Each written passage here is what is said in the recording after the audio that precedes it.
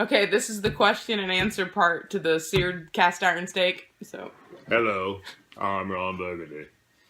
First question from Humberto Mendez from Mexico City. How do you pick out a good steak? in the video, I'll can't do it. Who was it again that asked? Humberto Mendez, Mexico City.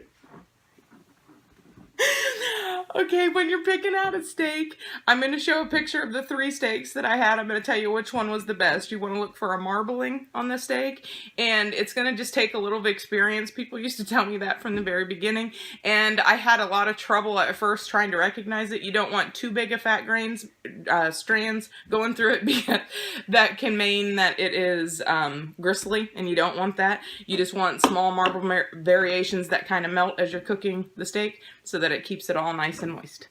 Okay, question number 2. Question 2 from Vampire from Transylvania. What reason do you use garlic cloves?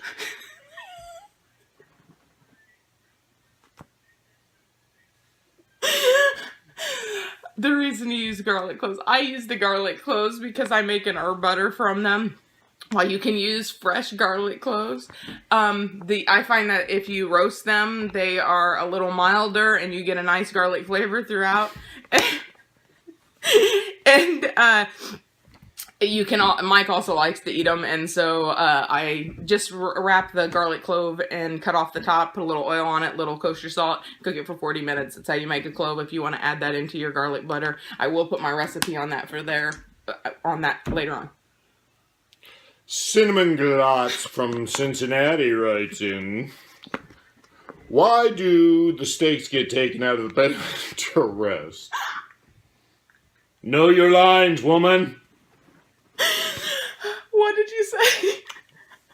Why do the steaks get taken out of the pan to rest? Oh, you want to take the steaks out of the cast iron because the cast iron is very hot and it will keep cooking. It will keep cooking the steaks if you don't. And if you're a little more of a medium steak lover, you may want to keep them in the pan. You don't have to necessarily take them out, but it'll cook it a little bit more evenly if you do, and just let them rest because they'll finish coming up to temperature, and you want to make sure you let them rest for the full 5 minutes so that you get a nice rare steak throughout. Thank you. M. Stewart from the State Penitentiary wants to know, how do you pick your spices? M. Stewart. Spices. How do you pick them? Shut it off. Go ahead again. What was it? Spices. M. Stewart, State Penitentiary, wants to know how you pick them. Okay, that's pretty general. Everybody's flavor on what they enjoy is a little different. I like the Montreal steak seasoning pretty well. It's got a lot of pepper in it. It's got a lot of garlic, that kind of stuff, so I don't mind that as a sprinkle.